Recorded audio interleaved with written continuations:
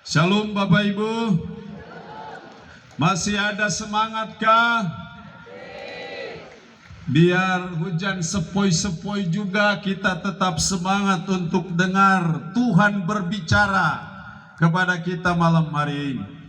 Mari kita bersama-sama buka firman Tuhan dari Roma pasal 14, secara khusus ayatnya yang ke-17. Yang bawa Alkitab, kitab suci, bawa elektronik suci juga boleh. Sudah dapat Roma 14 ayat 17. Demikian sabda firman-Nya, sebab kerajaan Allah bukan soal makan dan minum, tetapi soal kebenaran, damai sejahtera, dan sukacita oleh Roh Kudus. Saya baca satu kali lagi, sebab kerajaan Allah bukan soal makanan dan minuman, tetapi soal kebenaran, damai sejahtera, dan sukacita oleh Roh Kudus. Katakan amin. Mewujudkan tanda-tanda kerajaan Allah, itulah firman Allah di malam hari ini. Sebagai umat yang sudah ditebus dengan darah yang mahal di Bukit Golgota, saudara dan saya punya tugas dan tanggung jawab bagaimana menghadirkan tanda-tanda kerajaan Allah itu dalam hidup kita sebagai umat.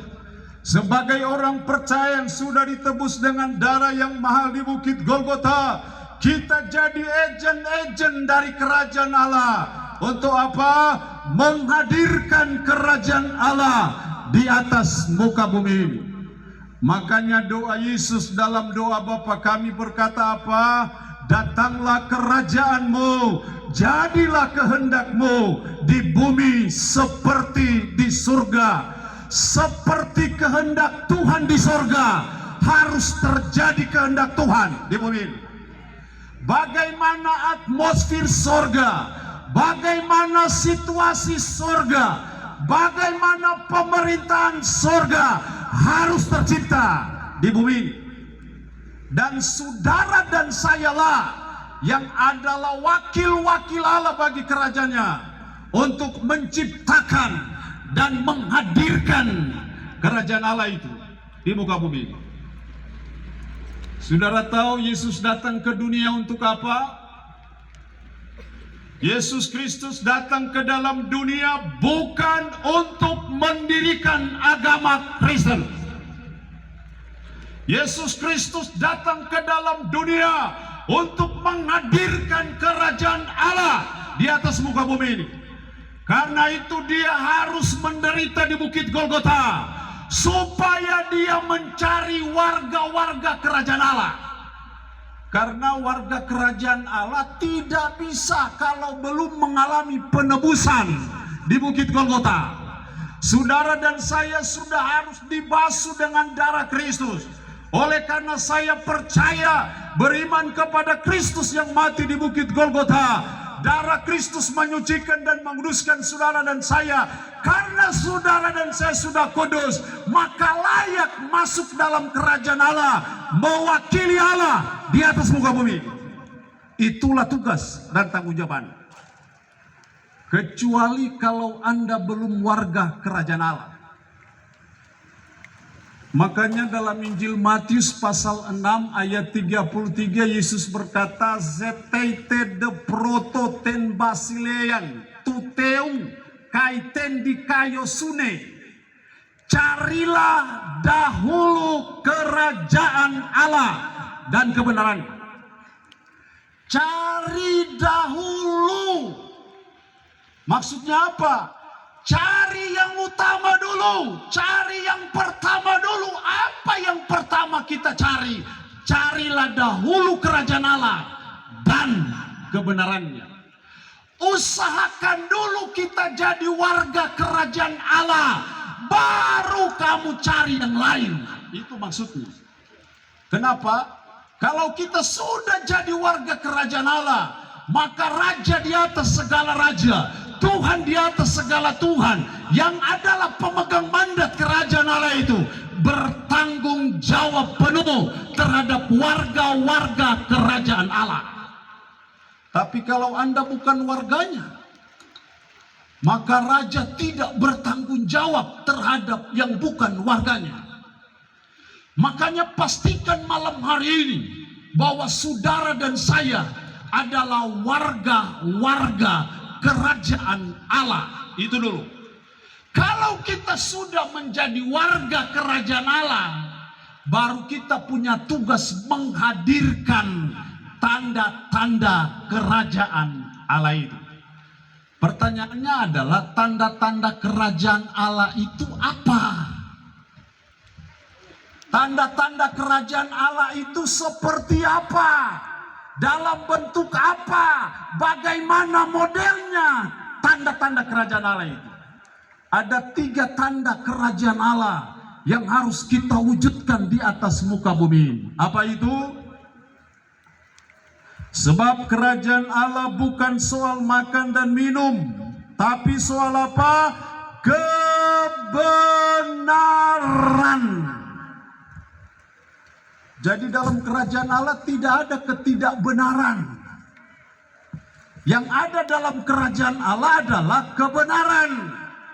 Nah, karena itu sebagai warga kerajaan Allah, kita harus hidup dalam kebenaran supaya kita menghadirkan tanda-tanda kerajaan Allah itu. Datanglah kerajaanmu, jadilah kehendakmu di bumi seperti di surga. Seperti di surga hanya ada kebenaran. Seperti itu yang harus kita ciptakan dalam rumah tangga kita.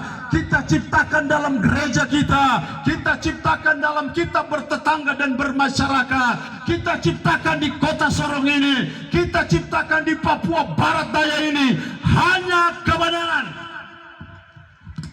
Jadi kalau Anda tidak hidup dalam kebenaran, itu artinya Anda warga-warga kerajaan iblis. Karena dunia ini hanya pertarungan dari 2 kerajaan. Kerajaan iblis dan kerajaan Allah.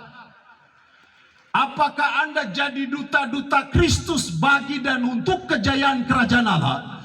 Atau Anda jadi duta-duta iblis bagi dan untuk kejayaan kerajaan iblis? Gimana indikatornya, parameternya? Kalau ketidakbenaran merajalela, itu tanda kerajaan iblis merajalela. Tapi kalau kebenaran merajalela, itu tanda kejayaan kerajaan Allah. Karena itu sebagai warga-warga kerajaan Allah, mari kita hidup benar di mata Tuhan. Kita harus punya iman yang benar. Iman yang benar diwujudkan dalam pikiran yang benar. Pikiran yang benar diwujudkan dalam perkataan yang benar. Dan juga diwujudkan dalam tindakan yang benar. Itu iman yang benar. Jadi kalau Anda bilang orang beriman tapi Anda tidur di got karena mabuk, nah itu tidak benar. Kalau Anda berkata orang beriman, tapi Anda punya istri simpanan, itu namanya tidak benar. Kalau Anda berkata Anda punya iman, tapi Anda buat kerusuhan, itu namanya tidak benar. Kerajaan Allah itu hanya ada kebenaran. Karena itu kita sebagai warga-warga kerajaan Allah, kita diberi mandat Allah, hadirkan kerajaan Allah itu. Jangan kejahatan merajalela di kota ini. Kebenaran harus merajalela di atas kota ini. Itu tanda kerajaan Allah jaya di kota ini. Kalau kita bicara kebenaran, sesungguhnya bicara 2 hal.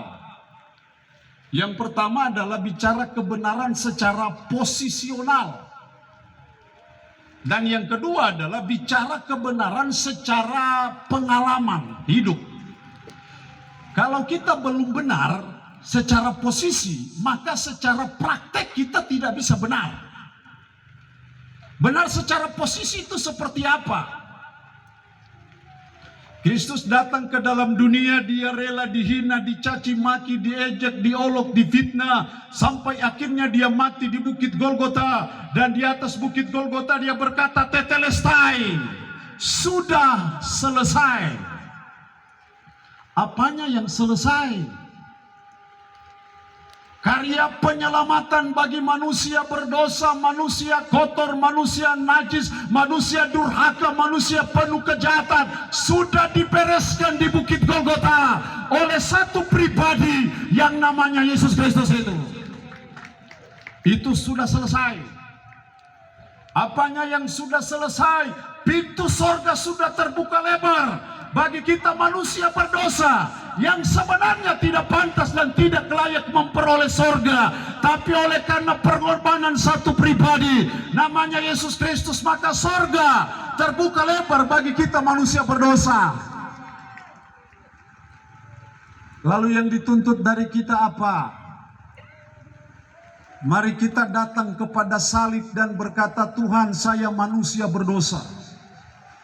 Tuhan, saya manusia kotor. Tuhan, saya manusia yang penuh dengan kejahatan.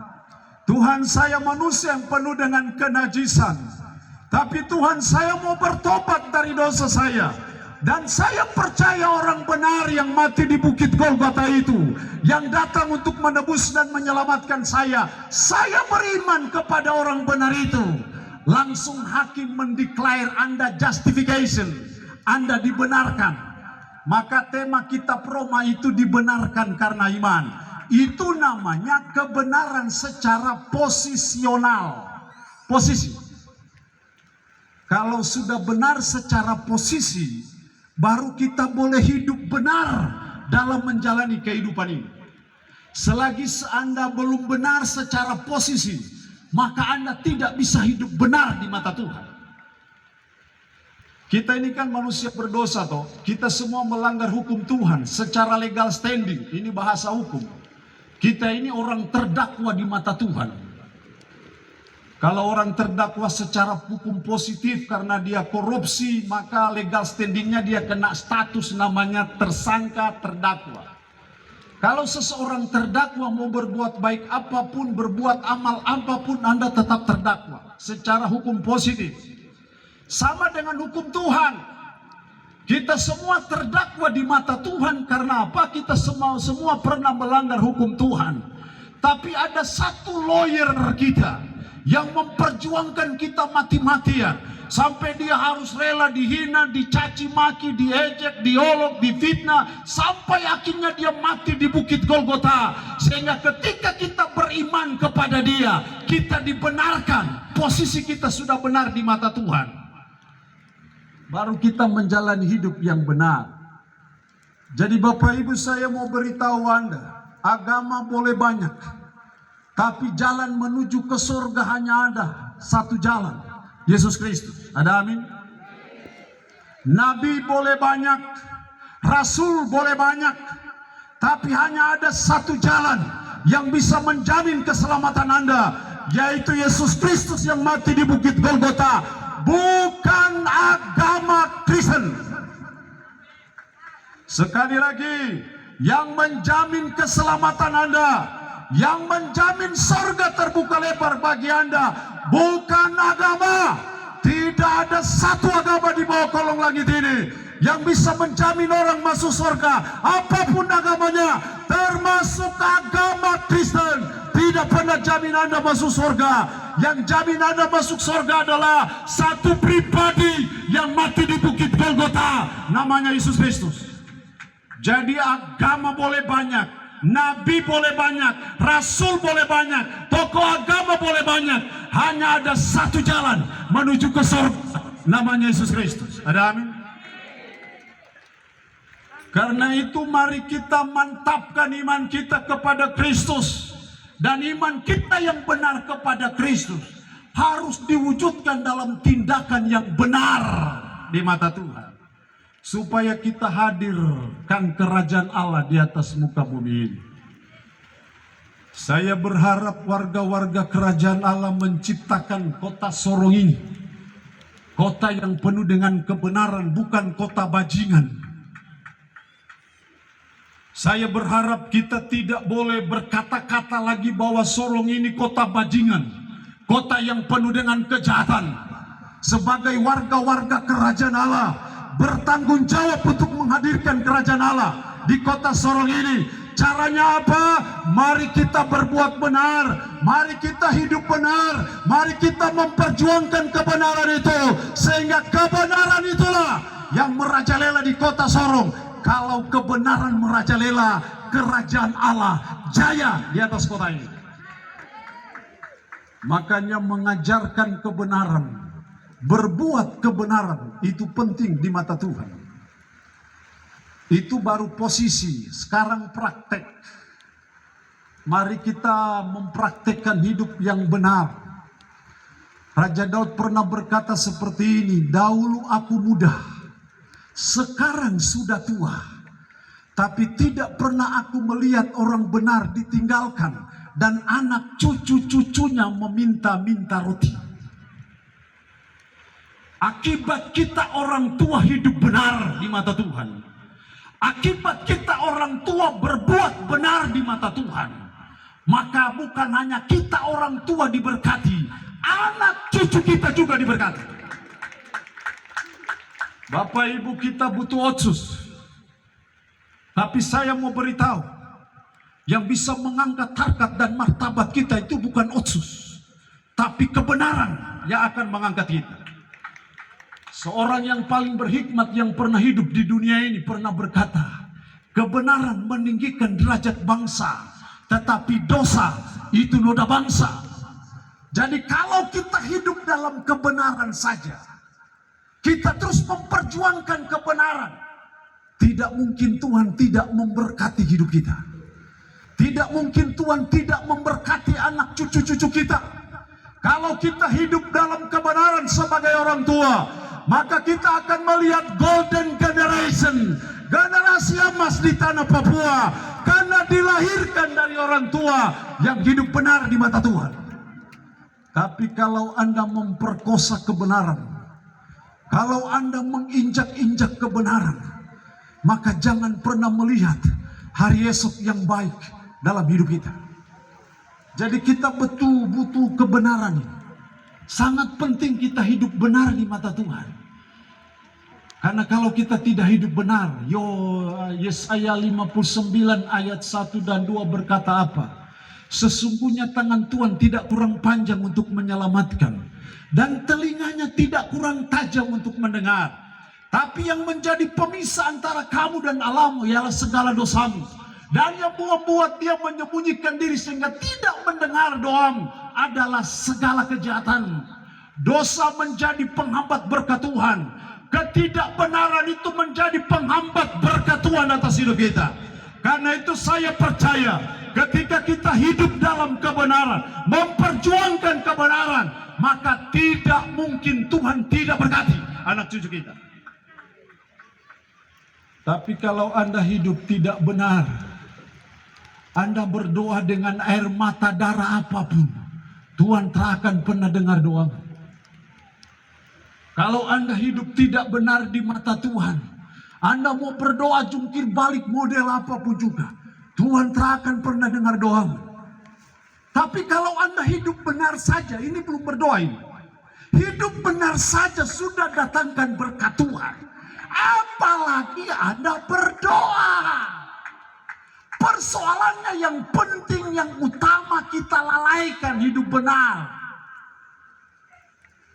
Jadi adik-adik muda, mari kita hidup benar di mata Tuhan. Jangan pecah-pecah botol baru hambur di jalan. Itu ketidakbenaran, itu bukan warga kerajaan Allah seperti itu. Justru warga-warga kerajaan Allah justru akan membersihkan itu semua. Karena warga kerajaan Allah selalu melekat kebenaran. Makanya senjata perlengkapan Allah dalam khotbah tadi malam dari Efesus pasal 6 ayat 10 dan seterusnya, apa perlengkapan senjata Allah? Apa? Berikat pinggangkan kebenaran. Seorang tentara Romawi selalu punya ikat pinggang. Ikat pinggang itu fungsinya apa? Untuk menaruh senjata, untuk menaruh peluru-peluru sebagai perlengkapan untuk berperang. Perlengkapan senjata kita ini yang pertama dari 7 perlengkapan senjata Allah. Yang pertama penulis bilang apa? Hendaknya kamu berikat pinggangkan kebenaran. Kemanapun kita pergi terlalu hidup benar di mata Tuhan. Kemanapun kita melaksanakan tugas kita selalu berikat pinggangkan kebenaran. Maka kita akan melihat pintu berkat Tuhan dinyatakan. Ada amin? Bapak Ibu Bapak kita di surga itu maha pengasih dan maha penyayang. Anda tahu maha pengasih dan maha penyayang. Bapak kita itu sangat senang memberkati umatnya. Karena dia maha pengasih. Kita ini manusia ini bukan maha pengasih. Lihat orang susah saja tidak tega. Betul? Kita manusia bukan maha pengasih. Tapi lihat orang susah, lihat orang menderita, kita pun tidak tega. Saya percaya Bapa kita di surga yang maha pengasih juga tidak tega membiarkan umatnya menderita. Bapa kita di surga yang maha pengasih dan maha penyayang itu pun, dia tidak tega melihat umatnya susah dan menderita. Tetapi ada penghambat yang menghambat dia tidak bisa memberkati kita. Dan penghambat itu adalah ketidakbenaran di hidup kita. Jadi coba saja jalan hidup yang benar ini. Bapa di surga sangat maha pengasih, senang memberkati, senang menjawab doa umat-umatnya. Tapi seringkali penghambat itu ketidakbenaran ataupun dosa itu. Jadi mari kita jadikan malam ini sebagai malam pertobatan. Tuhan saya mau keluarga saya mau bertobat. Saya tidak mau saya punya anak-anak susah dan menderita. Saya tidak mau saya punya anak cucu ini menderita. Saya tidak mau saya punya anak cucu ini hidup terlunta-lunta. Saya mau saya punya anak cucu ini mengalami berkat-berkat Tuhan itu. Karena itu penghalang berkat itu harus disingkirkan. Dan cara menyingkirkan penghambat berkat itu, mari kita datang kepada salib dan berkata, Tuhan, saya mau bertobat dari ketidakbenaran. Tuhan, saya mau bertobat dari cara hidup saya yang tidak benar. Karena itu menghambat berkat Tuhan bagi hidup saya, menghambat berkat Tuhan bagi anak cucu saya. Saya mau generasi emas tercipta di tanah Papua ini. Karena itu pertobatan itu sesuatu yang sangat penting. Jadi malam ini, kalau Anda suami punya istri simpanan, itu ketidakbenaran Pak. Itu akan menyengsarakan anak cucu Anda di masa yang akan datang. Jadi mari kita bertobat. Kalau selama ini kita anak-anak muda terlibat dengan miras, itu ketidakbenaran adik-adik. Itu menjadi penghambat berkat Tuhan bagi Anda. Tuhan yang maha pengasih tidak bisa memberkati. Karena ada yang menghambat. Karena itu malam ini kita mau tobat dari dosa kita. Kita mau datang kepada Allah. Sehingga penghambat berkat itu disingkirkan. Dan kita akan menikmati berkat-berkat Tuhan dicurahkan. Ada amin? Jangan hanya bergantung kepada otsus.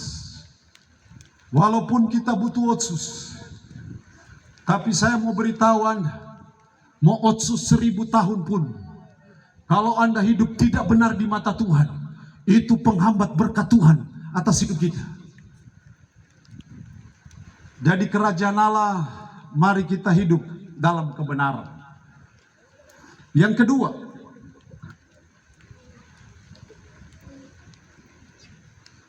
kerajaan Allah bukan soal makanan dan minuman, tetapi soal kebenaran, damai sejahtera.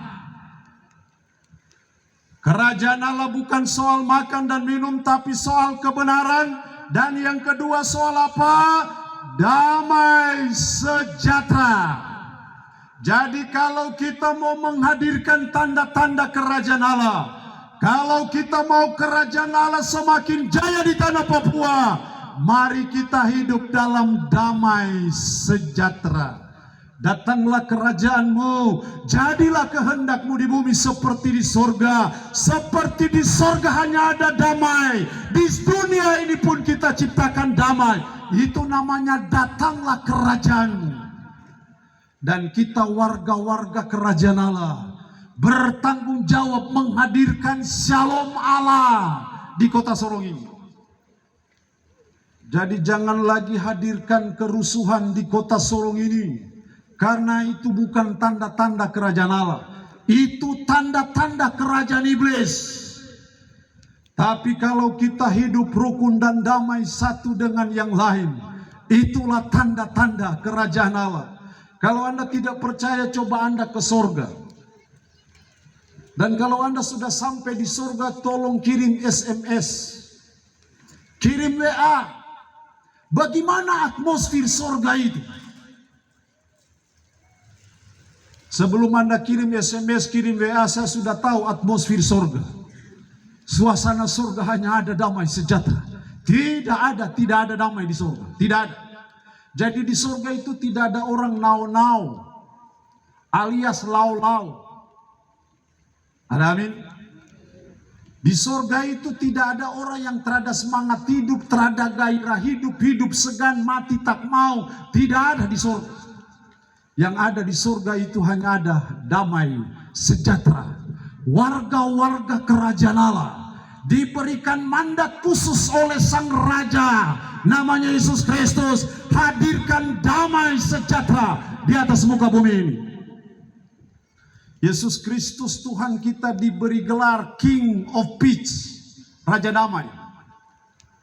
Kenapa dia diberi gelar Raja Damai?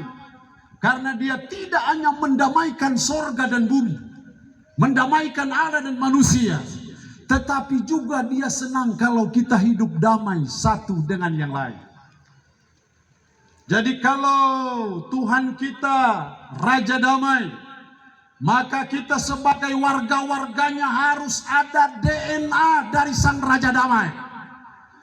Kalau Anda menyebut diri anak-anak dari Sang Raja Damai, tapi bikin kerusuhan sana sini, oh tidak, kau bukan anak Sang Raja Damai. Kau anak Sang Raja Iblis. Karena anak Sang Raja Damai, dia punya DNA. Kemanapun dia pergi, kemanapun dia bekerja, kemanapun dia menunaikan tugas dan tanggung jawab, kemanapun dia bangun keluarga, dia selalu ciptakan atmosfer damai satu dengan yang lain. Itu warga kerajaan Allah. Jadi Bapak Ibu, mari kita sadari kita ini warga kerajaan Allah. Yang mendirikan gereja itu siapa? Yesus Kristus, Raja Damai. Jadi gereja Yesus Kristus identik dengan damai. Kalau gereja tidak membawa damai, minta maaf, itu bukan gereja Yesus Kristus.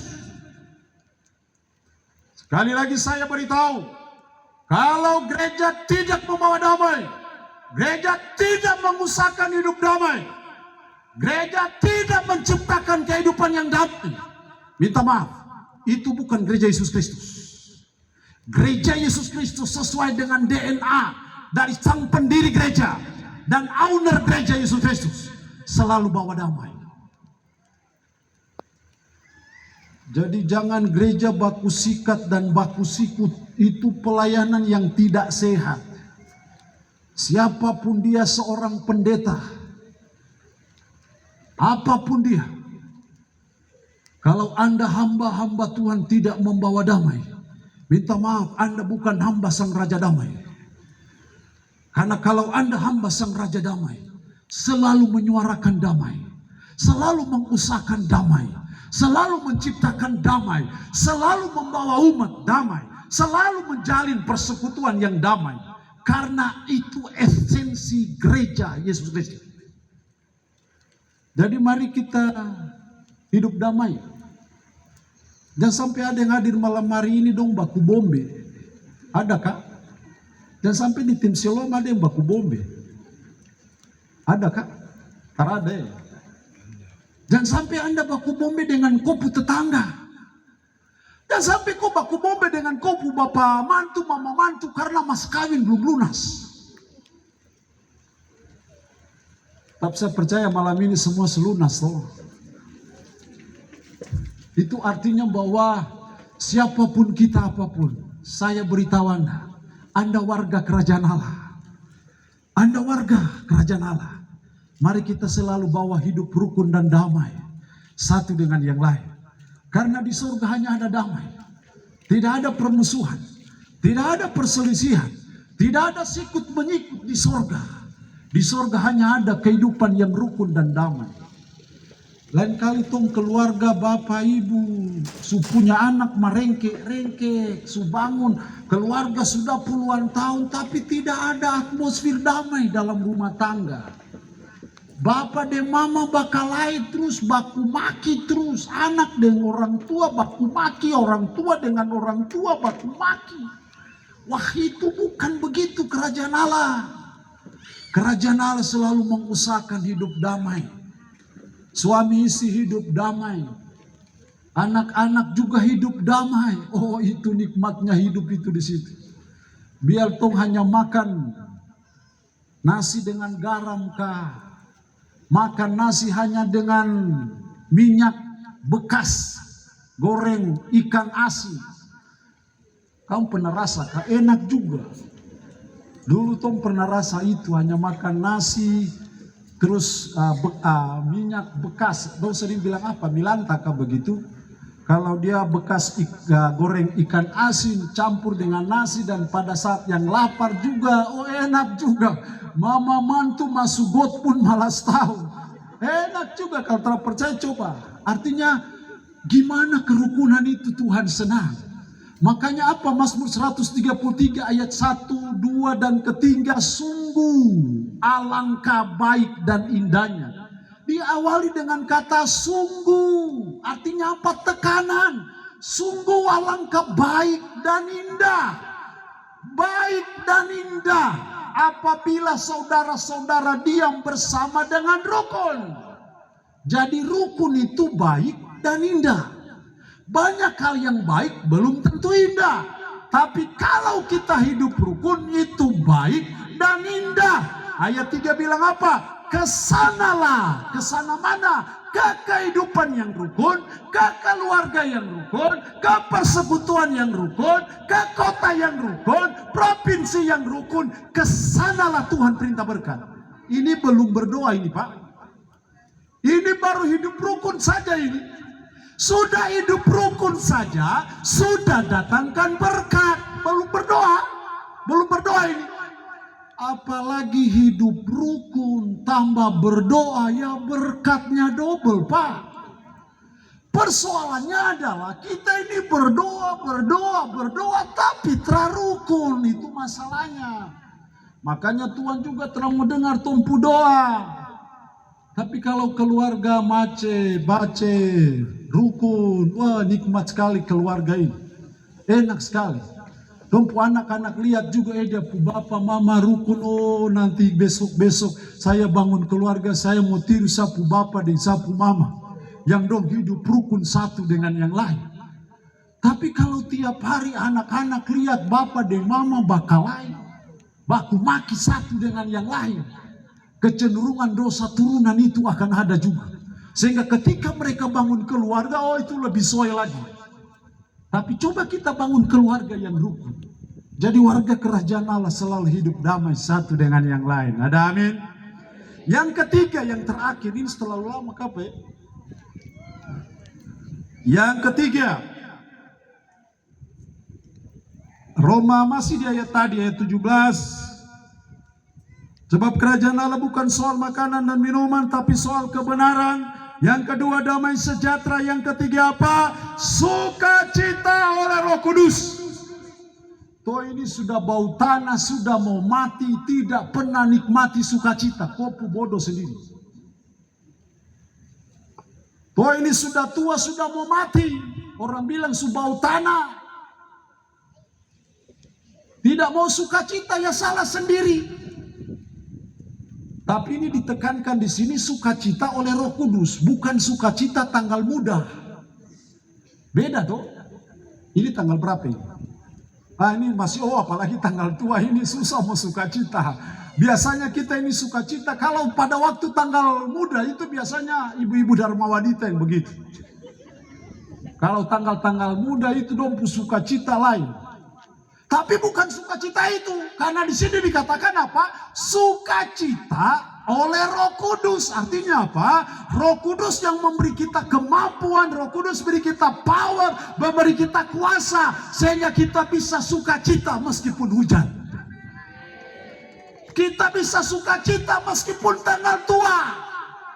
Karena Roh Kudus yang memberi kita kemampuan, bukan karena single fighter kita, bukan. Tapi karena Roh Kudus bekerja atas hidup kita. Kalau kita sudah jadi warga kerajaan Allah, kan Roh Kudus sudah bekerja. Kalau kita belum warga kerajaan Allah, Roh Kudus tidak mungkin bekerja. Tapi kalau kita sudah jadi warga kerajaan Allah, Roh Kudus mampukan kita. Sehingga kita tetap sukacita meskipun banyak masalah. Ali rasa, beta rasa. Masalah boleh banyak, kesulitan boleh banyak, air mata boleh banyak, pencobaan boleh banyak. Tapi warga kerajaan Allah tidak boleh kehilangan sukacita. Karena itulah beda warga kerajaan Allah dengan warga kerajaan iblis. Kalau warga kerajaan Allah dia tetap enjoy saja. Tapi kalau warga kerajaan iblis do now, lau. Jadi di surga itu hanya ada sukacita. Datanglah kerajaanmu, jadilah kehendakmu di bumi seperti di surga. Seperti di surga hanya ada sukacita. Kita harus ciptakan, tarik sukacita di surga itu. Harus ada dalam rumah tangga kita. Harus ada dalam kita bergereja dan berjemaat. Bermasyarakat, bertetangga. Harus selalu sukacita, Pak. Kalau andanya sukacita pada waktu tanggal muda, komunis pun bisa, Pak. Kalau ibarat lautan ini tenang, teduh, Anda sukacita, ateis pun bisa, Pak. Anda tidak perlu jadi warga kerajaan Allah. Tapi istimewanya warga kerajaan Allah. Badai boleh ada. Ombak dan gelombang boleh menerpa kapal hidupku. Tapi Yesus Kristus nakoda hidupku, membuat saya enjoy menjalani hidup ini. Sukacita, Pak. Terus mau dekat mati baru Anda tidak sukacita bagaimana? Kan raja orang paling berhikmat juga yang pernah hidup di dunia ini pernah bilang apa? Hati yang gembira adalah obat yang manjur. Tapi semangat yang patah mengeringkan tulang. Jadi Anda yang gemuk-gemuk ini, berarti Anda sukacita. Kalau yang kurus-kurus ini macam tiang listrik, jangan-jangan terada sukacita ke apa. Tapi ada juga yang kurus itu karena memang dari pabriknya.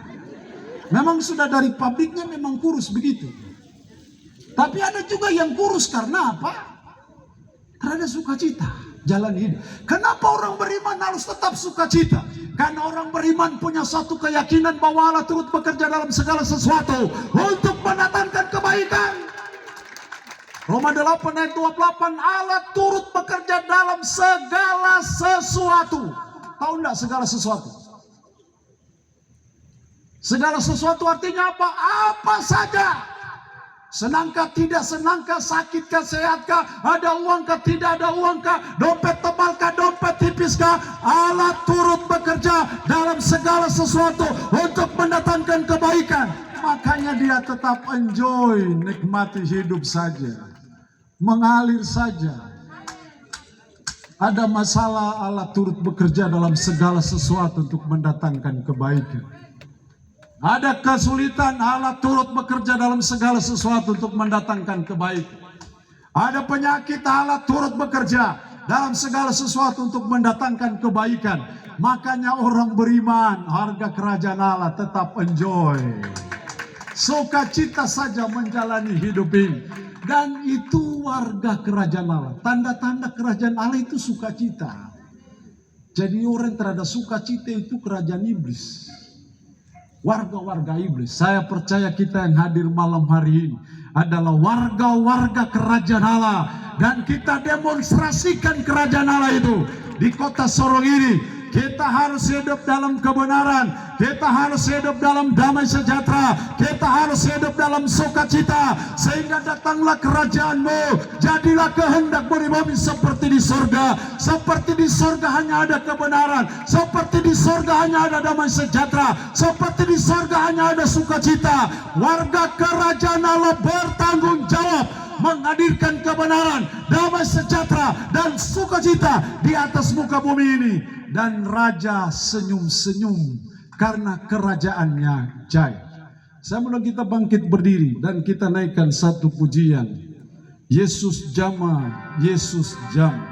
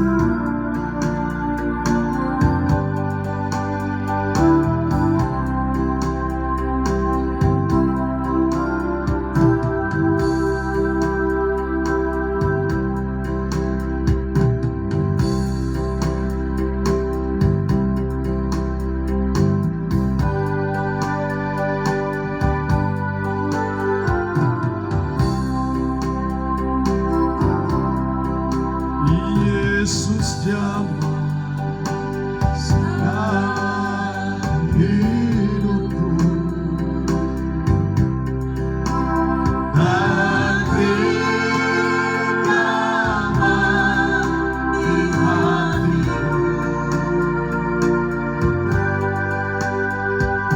Semua telah berubah dan aku tahu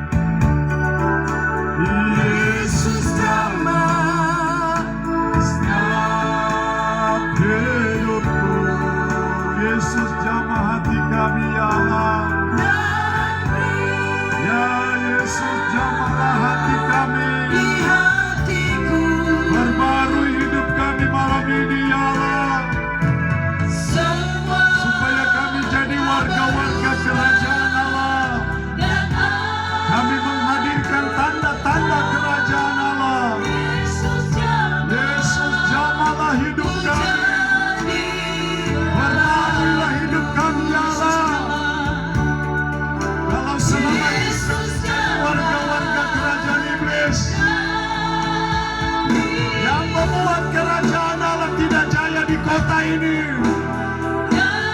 Ya Tuhan, kami mohon ampun, dan kami mau jadikan kota Sorong ini sebagai kerajaan Allah merajalela. Kami mau Papua Barat Daya ini kerajaan Allah semakin jaya. Dan itu tolonglah kami ya Allah. Kalau Anda mau Tuhan menjamah Anda malam ini, saya mengundang Anda untuk maju ke depan. Kami akan berdoa untuk Anda.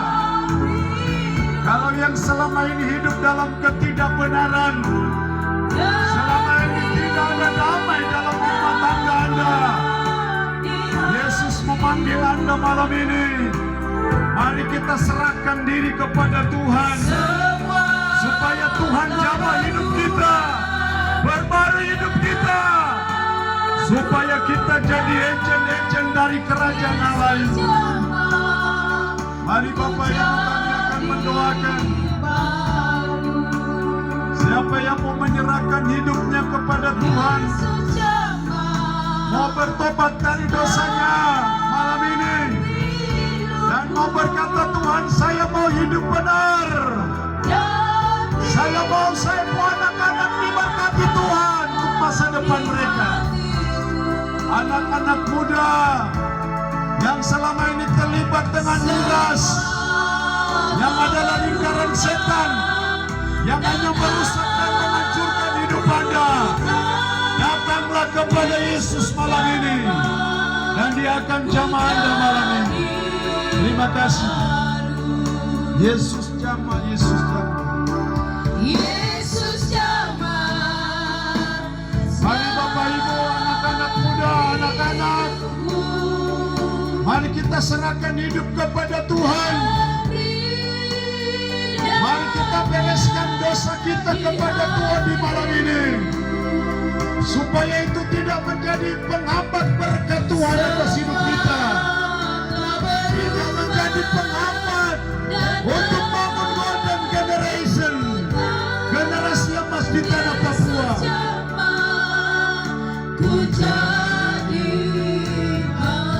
Bapak-bapak yang selama ini tidak hidup benar, mari kita serahkan hidup kepada Tuhan malam ini.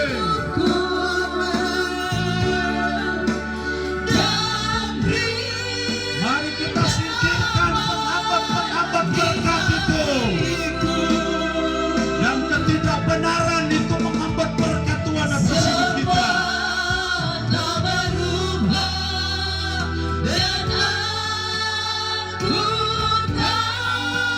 Yesus jamah, ku jadi baru. Yesus jamah, dalam hidupku, dan beri damai di hatiku. Semua tak berubah, dan aku tahu Yesus jamah, ku jadi baru. Kita semua dalam sikap doa. Semua anak-anak dalam sikap doa. Semua dalam sikap doa. Saya beritahu Anda malam ini, Yesus mengasihi Anda. Yesus sayang kepada Anda. Makanya Dia mati di Kalvari demi dan untuk menebus dosa kita. Karena itu mari kita datang kepada Tuhan malam ini, mengakui dosa kita di hadapan Tuhan. Kita berkata, Tuhan, saya manusia berdosa. Dosa itu menjadi penghambat berkat Tuhan atas hidup saya. Dosa menjadi penghambat, doa saya tidak bisa dijawab oleh Tuhan. Tapi malam ini kita mau berkata, Tuhan, saya mau bertobat dari dosa saya, dan saya mau hidup dalam kebenaran. Karena itulah yang menggaransi dan menjamin hidup Anda dan masa depan Anda. Saya mau berdoa untuk Anda dan Anda mengikuti doa saya. Tuhan Yesus, malam ini saya datang kepadamu. Saya mengaku saya ini manusia berdosa. Saya seringkali tidak hidup dalam kebenaran, dan itu menjadi penghambat berkat Tuhan masa depan yang cerah. Malam ini saya datang kepadamu. Saya mau bertobat dari dosa saya. Saya buka hati saya malam ini, dan saya mengundang Engkau, ya Yesus Kristus, masuklah dalam hati saya, bertakhtalah dalam hati saya, menjadi Tuhan atas hidup saya malam ini. Dalam nama Tuhan Yesus, saya berdoa. Yesus jamah Stop hidupku dan beri nama di hatiku. Semua tak berubah dan aku tahu Yesus jamah ku jadi baru. malam ini, ya Tuhan, hamba berdoa menyerahkan secara khusus anak-anak muda yang maju di depan ini. Tuhan, kami rindu melihat generasi emas di tanah Papua. Tuhan, kami rindu ada generasi yang takut akan Tuhan di tanah Papua ini. Karena hanya generasi emas saja, hanya generasi yang takut Tuhan saja, hanya generasi yang hidup dalam kebenaran sajalah yang bisa menjadi berkat di atas tanah Papua ini, yang bisa bangun tanah Papua ini. Hanya orang-orang seperti itu saja, ya Tuhan. Karena itu Tuhan, hamba mohon berkat Tuhan atas hidup mereka. Hamba mohon berkat Tuhan atas studi mereka. Hamba mohon berkat atas masa depan mereka, ya Allah. Buatlah mereka menjadi generasi yang membawa dampak di atas tanah Papua ini, ya Allah. Hamba berdoa dalam nama Yesus. Diberkatilah masa depan mereka, ya Allah. Diberkatilah studi mereka. Diberkatilah segala usaha mereka. Dibuat Tuhan berhasil sukses. Dan kami akan melihat tanah Papua penuh dengan kemuliaan Tuhan. Tanah Papua, kerajaan Allah jaya di tanah ini. Kebenaran, damai sejahtera dan sukacita merajalela di atas tanah Papua ini sebagai tanda kejayaan kerajaan Allah. Tuhan, kami tidak mau kerajaan iblis merajalela di tanah ini. Tuhan, kami tidak mau kejahatan merajalela di tanah ini. Tuhan, kami mau kebenaran, damai sejahtera dan sukacita itu merajalela di atas kota Sorong dan Papua Barat Daya ini. Karena itu, ya Tuhan, tolong kami, mampukan kami, ya Allah, untuk kami bekerja sama bergandengan tangan gereja-gereja di tanah ini, untuk kami menghadirkan shalom Allah di atas tanah Papua ini. Terima kasih Tuhan. Terima kasih Tuhan. Segala kemuliaan hanya untuk Engkau saja, ya Tuhan.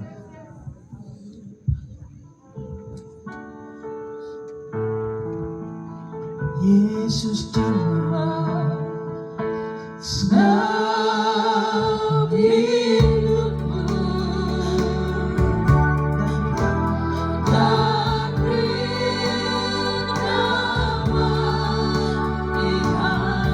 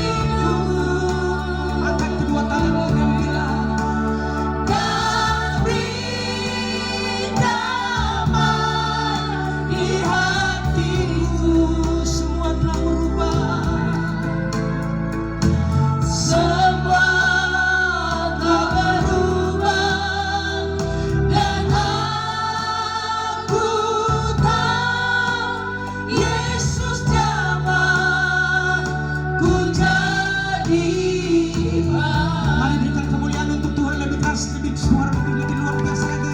Berikan tepuk tangan yang lebih keras untuk Tuhan. Amin. Ku jadi baru. Yesus jamaku jadi baru. Yesus jamaku jadi baru. Berikan tepuk tanganmu sama Tuhan. Silakan kembali ke tempat duduk masing-masing. Tuhan Yesus memberkati. Umat Tuhan bisa kembali ke tempat duduk masing-masing. Silakan. Puji nama Tuhan.